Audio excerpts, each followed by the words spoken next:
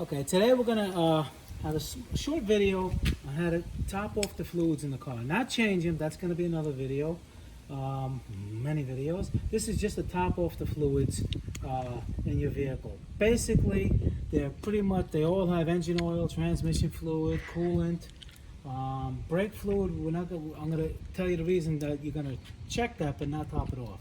Power steering fluid. They're all in different locations in different cars, but right now we're going to do an Asian car. This happens to be a Nissan. Okay, the number one thing you're going to want to check is your engine oil, which is right here. It's usually a yellow color, red color. It's right here. You'll see it. Like I said, on different cars, but they put it in an easy area because that's the number one thing you got to check. Okay, you pull it out the first time, and if you come down here, you'll wipe it off. You wipe it off, and if you come down here, you can see where it goes back in. Can you see where I'm pointing? There's a little round circle there. That's exactly where it goes back in. Exactly, right there. Okay? So, like I said, you wipe it off. You never want to just pull it out and check it because it's inaccurate. When the car is running, it's going to be higher. You have to do it with the car off, in park. Okay, now I'm gonna put it back in the dipstick hole. If I can't.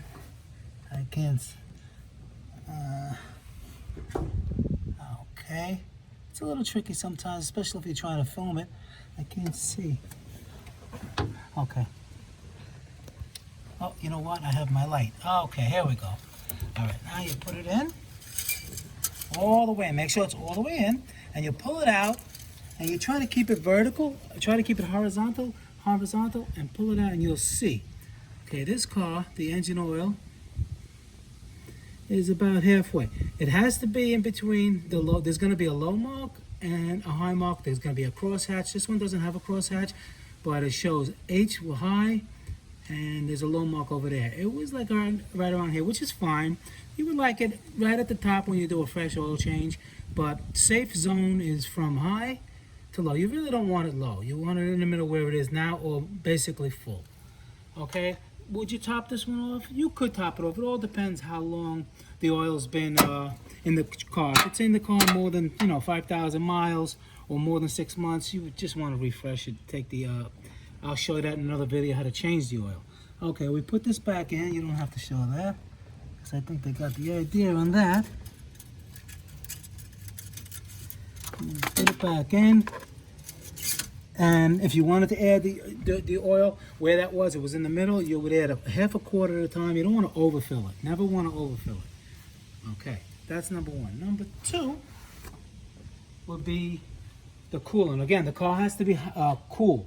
You don't do it after, even if you shut the car off when it's hot. You cannot check the coolant level because it's under pressure. You'll burn yourself. This is an overflow tank. This Nissan has 2 radiator caps. Usually if you have a radiator, it have a radiator cap, which is not really a radiator cap that you check it. You check it with the overflow tank. Some cars, Nissan does that. This is the overflow tank. This is where you check it. It has a minimum and maximum mark. This one's a little harder to see, but you really can't see it. But there is a minimum and maximum mark. You would have to look on yours to check it. What you do is you open it. This car is ice cold. Open it, and basically you don't check it with no stick. You just check it on the side. There'll be a cold mark or a hot mark. If the car is cold, like I said, hot mark you don't want. It's going to be cold. It's going to be a cold mark. I'm sorry, a cold mark, high and low for cold. There is no hot mark because you don't check it hot. Okay. If it does need coolant, you add it. You add it up to the high cold mark. Okay. Again, if people have more questions, you can easily just comment below. I'll answer it. These are my first videos I'm doing, so I got wealth of knowledge, but I'm not that great with videos yet. Okay, so transmission fluid. Again, there's some cars that you can check the transmission fluid. It's sealed for life. I would show that in another vehicle. I have a Ford that also has a sealed for life. You can check it, but the regular car owner, do it yourself, or it all depends on your knowledge. You could do it, or you may not be able to do it. Okay, on this car, you could check the transmission fluid. It's basically the same as the oil. You do it, but no, I'm sorry. Now, what you got to do with this, first you have to start the car. Now, I'm going to start the truck, but I'm not going to start it. I won't start it because you're not going to hear me on the video. All right, so let's assume the truck is running. You pull this out. Again, you pull it straight out, you clean it. Okay. Now the truck has to be running, or the car has to be running to check transmission fluid, engine oil, the car has to be off. Coolant, the car has to be cold before you open the cap. Okay, this is transmission fluid. With the car running, it should be in the crosshatch. There's a hot crosshatch and a cold. Let's say if the car is cold, it has two different crosshatches. It's a little bit different than the oil. All right, the cold, this says cold, it would have to be in between the crosshatch. Again, the different cars are different. The owner's manual will show you how to do that, if you can check it yourself.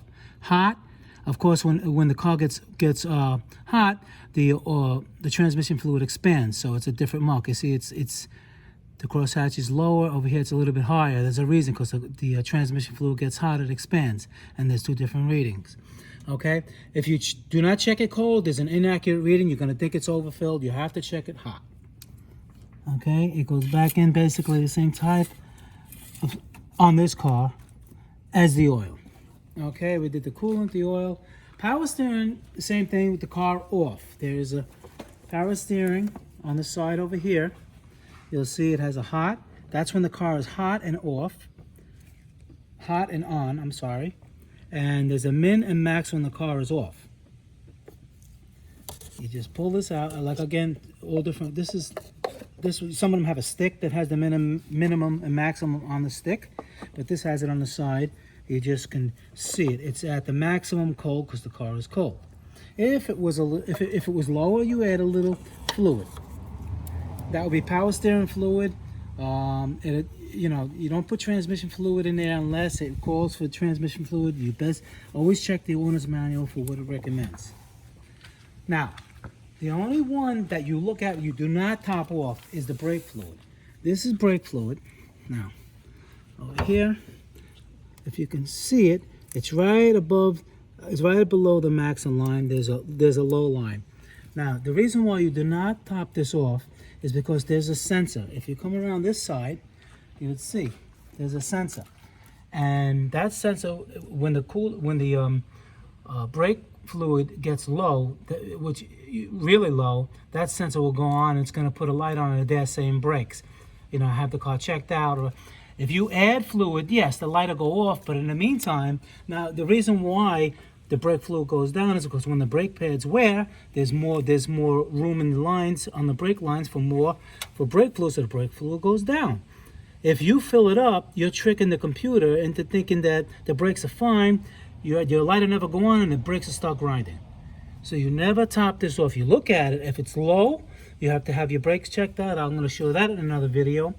Your brake pads can be worn, or there can be a leak.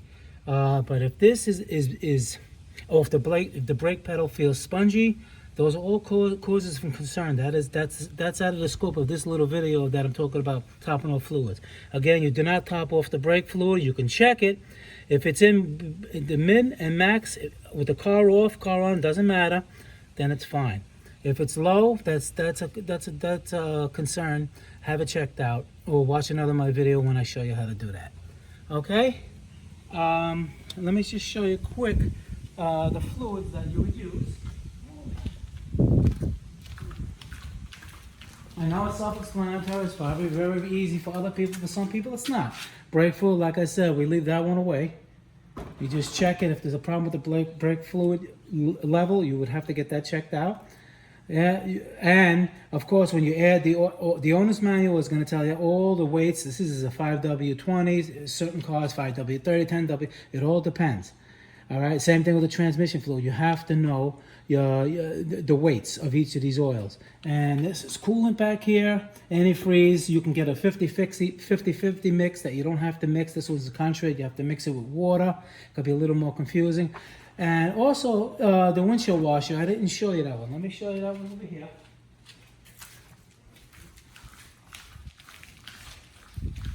Don't get this confused. confused with the radiator. It actually, a lot of them, they're usually blue or whatever, and it shows like a windshield with a windshield washer squirting. And you would just open that up and you can pour that. You can fill that up to the top. That doesn't matter. There's no minimum, maximum mark. It doesn't really matter as long as it's not spilling everywhere. All right? And that's basically the end of this little video. If I helped you out, please, give me a like or subscribe. I really need the subscribes. I'm going to make tons of videos in the future. If you have any questions, comment below, and I'll be glad to help you. Thanks a lot. I'm Motorcarnut 2020.